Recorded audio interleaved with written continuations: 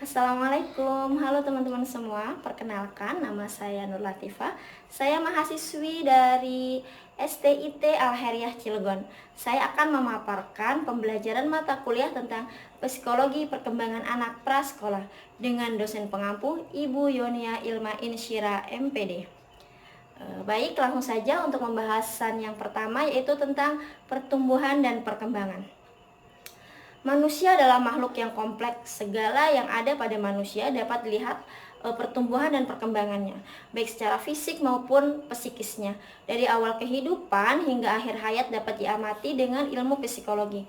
Kehidupan individu dimulai sejak masa konsepsi, yaitu saat bertemunya sel sperma yang berasal dari ayah dengan sel telur yang berasal dari ibu.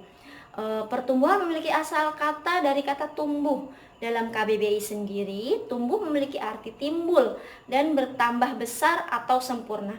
Sehingga secara istilah, pertumbuhan memiliki pengertian perubahan secara kuantitatif pada fisik manusia karena beberapa faktor, yaitu faktor internal dan faktor eksternal.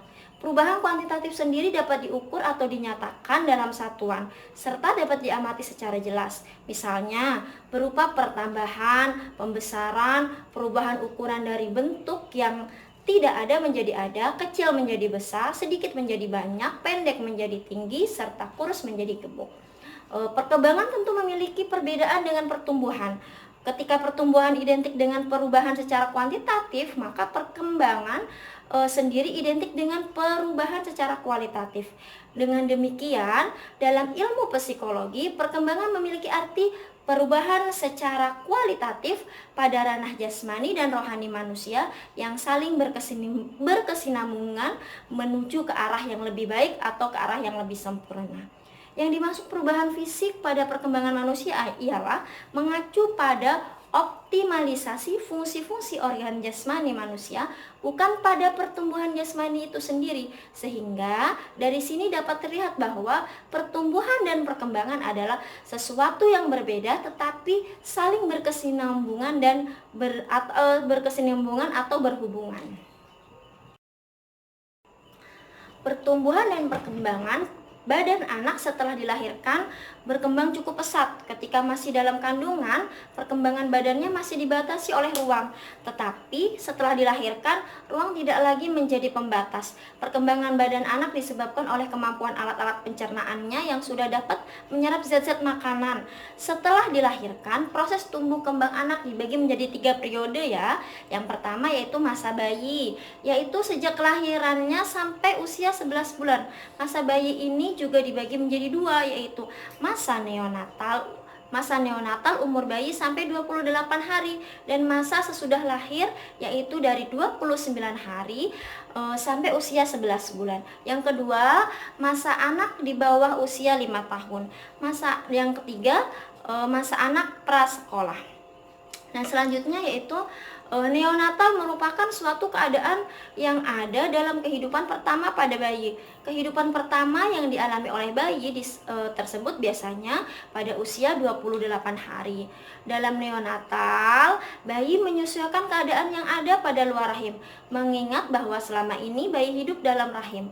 Pada saat lahir, seluruh organ tubuh bayi masih bisa melakukan penyesuaian dengan keadaan di luar rahim.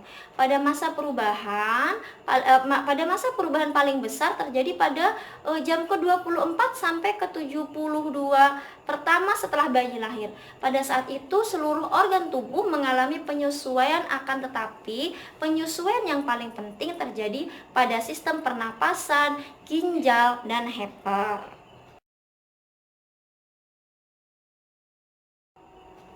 Yang selanjutnya akan saya bahas mengenai ciri-ciri bayi pada masa neonatal. Ciri-ciri bayi pada masa neonatal yaitu 1.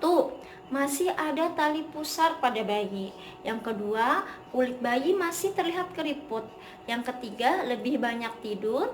Yang keempat, tubuh bayi terlihat masih kurus.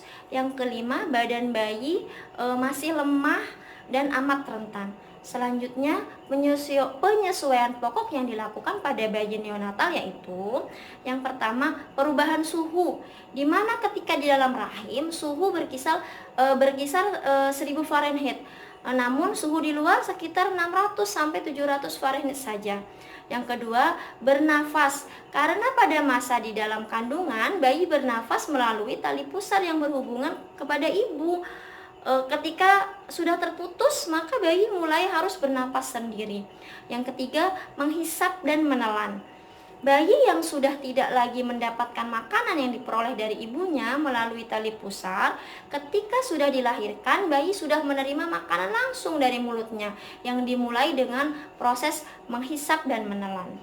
Yang keempat, buang kotoran. Organ pembuangan yang ada pada manusia dapat berfungsi menjalankan tugasnya ketika sudah dilahirkan ke dunia. Ketika masih dalam kandungan, organ pembuangan belum berfungsi secara sempurna. Yang selanjutnya, ada ciri-ciri perkembangan pada masa bayi neonatal. Dalam setiap periode perkembangan, selalu terdapat ciri-ciri atau karakter tersendiri di dalamnya. Meskipun terkadang ada kesamaan ciri-ciri di setiap rentang kehidupan perkembangan manusia sehingga bisa dibedakan dan dianalisis di setiap perkembangannya. Begitu pula dengan masa bayi. Periode ini juga mempunyai ciri khusus atau karakter berupa ciri atau karakter yang penting dalam masa perkembangan bayi itu sendiri. Yang pertama, masa bayi adalah masa bayi yang sesungguhnya. Yang kedua, di mana perubahan berjalan dengan sangat pesat. Yang ketiga, masa berkurangnya ketergantungan. Lalu bagaimana tugas perkembangan masa bayi? Beberapa tugas perkembangan yang muncul dan harus dikuasai oleh anak pada masa ini adalah belajar berjalan, belajar mengambil makanan, belajar berbicara, belajar mengontrol cara-cara buang air, belajar mengetahui jenis kelamin, dan lain sebagainya. Yang selanjutnya yaitu perkembangan otot pada bayi. Otot adalah sebuah jaringan konektif dalam tubuh dengan tugas utamanya yaitu kontraksi. Kontraksi otot berfungsi untuk menggerakkan bagian-bagian tubuh dan substansi dalam tubuh. Dalam 1 tahun pertama, bayi akan mengalami perkembangan kemampuan yang sangat pesat dan menakjubkan. Pertumbuhan fisik dan kekuatannya pun akan bertambah, yang ditandai dengan meningkatnya kemampuan motorik kasar dan motorik halus. Oke, perilaku yang selanjutnya yaitu perilaku emosi pada anak. Istilah emosi berasal dari kata emotus atau emover, yang berarti sesuatu yang mendorong terhadap sesuatu. Misal, emosi gembira mendorong untuk tertawa, atau dengan perkataan lain, emosi didefinisikan sebagai suatu keadaan gejolak penyesuaian diri yang berasal dari dalam dan melibatkan hampir keseluruh individu. Perkembangan emosi pada anak melalui beberapa fase, yang itu pada masa bayi hingga 18 bulan. Pada fase ini bayi butuh belajar dan mengetahui bahwa di lingkungan di sekitarnya aman atau familiar. Perlakuan yang diterima pada fase ini berperan dalam membentuk rasa percaya diri, cara pandang terhadap orang lain, serta interaksi dengan orang lain. Contoh, ibu memberikan ASI secara teratur, memberikan rasa aman pada bayi.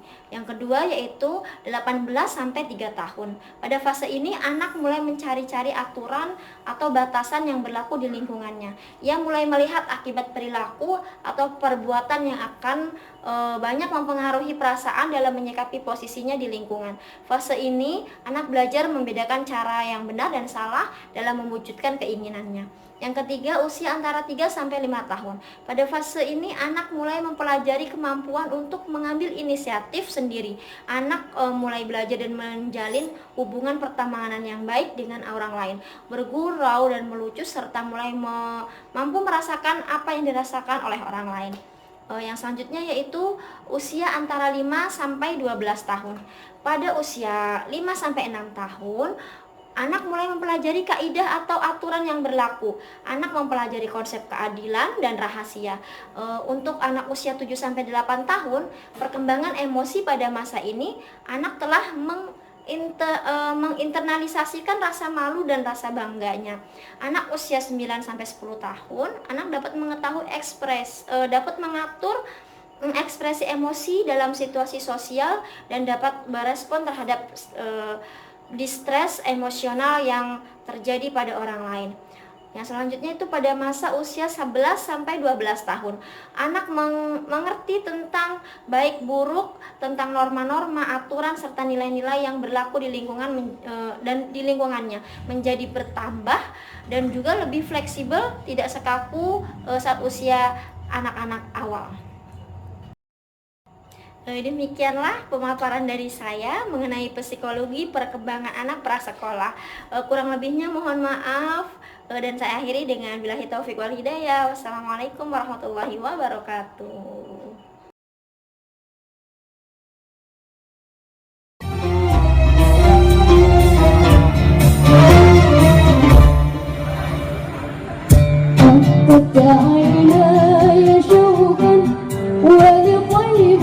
طرفت عشا فأتيت إلى حبيبي فاهدأ يا قلب